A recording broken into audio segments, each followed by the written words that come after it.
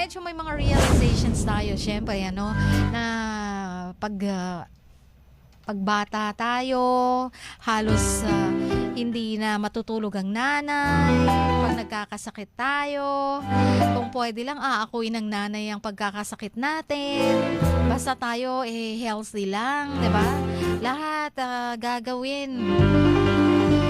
Kaliwat ka ng trabaho, i-provide lang ang mga pangangailangan ng mga anak. Makakain lang kahit hindi na sila makakain. 'Di ba? Pero paglaki ng mga anak, mukhang nakakaligtaan na yata ang nanay at tatay.